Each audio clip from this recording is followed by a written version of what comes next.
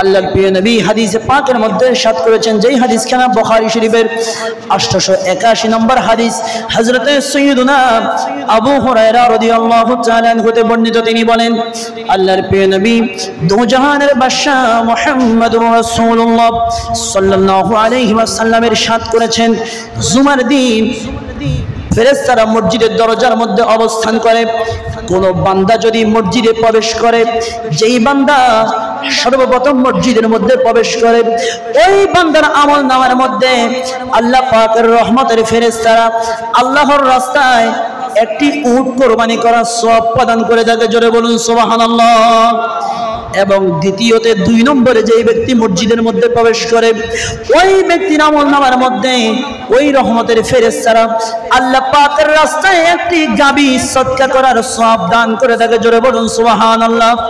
এবং 3 নম্বরে যেই ব্যক্তি আল্লাহর ঘর মসজিদের মধ্যে প্রবেশ করে, ওই ব্যক্তির আমল নামার মধ্যে আল্লাহর রাস্তায় একটি মুরগি সদকা করার সওয়াব লিপিবদ্ধ করা হয়।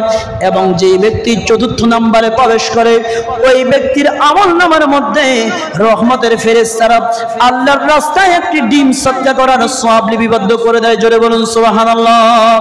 এরপরে যখন রাসূল পাক বলেন 4 নম্বর পর্যন্ত বলেছেন, এরপরে আল্লাহর নবী বলেন, যখন ইমাম খুতবা দেওয়ার জন্য মিম্বরের মধ্যে দাঁড়ায়, তখন ফেরেশতারা এইভাবে তাদের কাগজটা বন্ধ করে ফেলে।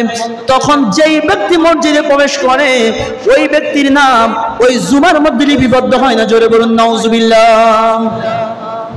অনেকে বসে থাকে, অবসর বাড়িতে বসেই আছে, বলে এখন তো ওয়াজ করতেছে, এখন শো 1টা বাজে, আরো 10 মিনিট 15 মিনিট পরে যাব, গিয়ে যাতে কোন রকম খুতবা একটা পাই, আর খুতবা না পাইলে না পাই, নামাজ তো পাবো, আর নামাজ শুধু প্রথম রাকাতের রুকু যদি কোন রকম গিয়ে ধরতে পারি, এটাই হচ্ছে আজকে জুমার দিনের অনেকের কাজ। অনেকে এই চিন্তা করে অনেকে বাড়ির মধ্যে বসে থাকে, এরকম অনেকে আছে কিনা। যখন এই মসজিদে আলহামদুলিল্লাহ এটা অবশ্যই একটু দেখা যায় না, এই মসজিদে এই চিত্রটা বিভিন্ন মসজিদের মধ্যে দেখা যায় যে ইমাম সাহেব যখন আল্লাহু আকবার বলে নামাজের নিয়ত বাঁধার পরে মনে হয় যেন পিছন দিয়ে 3য় বিশ্বযুদ্ধ শুরু হয়ে গেছে। দৌড়াদৌড়ি করে সবাই হামাগুড়ি দিয়ে মসজিদে ঢুকে একটার গায়ের উপরে আরেকটা, অনেক সময় পড়ি এরকম অ্যাক্সিডেন্টও করে, দুর্ঘটনা ঘটায় মসজিদের ভিতরে, এরকম হয় কিনা। মানে তাড়াতাড়ি আবার যখন সালাম ফিরানো শেষ ইমাম সাহেবের, বাস সালাম ফিরানো শেষ, মানে জুমার দিনের সব নামাজ টামাজ সব শেষ। কোথায় দোয়া, কোথায় মুনাজাত, কোথায় সুন্নাত, কোথাও কিছুই তাদের মধ্যে নাই।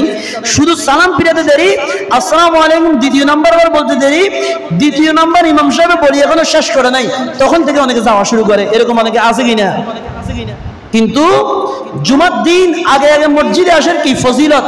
আপনি চাইলে আপনার আমার সামর্থ্য হবে না আল্লাহর রাস্তায় একটি উট কোরবানি করার জন্য, আল্লাহর রাস্তায় একটি গাভী সদকা করে দেওয়ার জন্য, কিন্তু আপনি আমি যদি মসজিদের জুমার দিন আগে প্রবেশ করি, আল্লাহর প্রিয় নবী বলেছেন আল্লাহর রহমতের ফেরেশতারা ওই ব্যক্তির আমল নামার মধ্যে পর্যায়ক্রমে উট, গাভী, মুরগি এবং ডিম সদকা করার সওয়াব লিপিবদ্ধ করে। শুধু তাই নয়, যারা পরবর্তীতে মসজিদে ঢুকে ইমাম সাহেবের খুতবার সময় ওই সমস্ত ব্যক্তির নাম মসজিদের মধ্যে জুমার খুতবায় লিপিবদ্ধ হয় না, ওই সমস্ত ব্যক্তির নামগুলো ফেরেশতারা লেখেন না। আপনি আজকেও নামাজ পড়লেন, কালকেও পড়লেন, প্রত্যেক জুমায় আপনি আসতেছেন, তখন যখন ইমাম খুতবা দেয় তখন। কিন্তু দুর্ভাগ্যের বিষয় হচ্ছে, যখন আপনি হাসরের মাঠে উঠবেন, আপনার আমল নামা যখন আপনাকে দেওয়া হবে, তখন আপনি দেখবেন আপনার আমল নামার মধ্যে কোনো জুমাই কি নাই। আপনি বলবেন, কিরে আমি তো অনেক যুদ্ধ করি যাই, মোটামুটি 2 রাকাত পড়ে আসছি, এখন আমার জুমাগুলা গেল কোথায়? ফেরেশতারা বলবে আপনার জুমা গেছে কোথায়? রাসূল তো হাদিসে বলেই দিয়েছেন, যখন ইমাম খুতবা দেওয়ার জন্য দাঁড়াবে তখন কারণ আমার লিপিবদ্ধ করা হবে না। আপনি সবসময় যে খুতবা দেওয়ার সময় ঢুকেছেন, এ কারণে কোনো জুমায় আপনার নাম লেখা হয় নাই, এ কারণে আপনি আজকে দেখতেছেন আপনার নাম শূন্য। জোরে বলুন না নাউজুবিল্লাহ। এজন্য সব সময় চেষ্টা করবেন জুমার দিন একটু আগে আগে মসজিদে আসার জন্য। আপনারা যদি আগে আসেন, আমারও কথা বলতে ভালো লাগে, আপনাদেরও শুনতে ভালো লাগবে। আপনারা 2-1 জন থাকলে আমারও ভালো লাগবে না, আপনাদেরও শুনতে ভালো লাগবে না। আল্লাহ পাক আমাদের সকলকে আগে আগে মসজিদে আসার তৌফিক দান করুক। সকলে বলুন আমিন।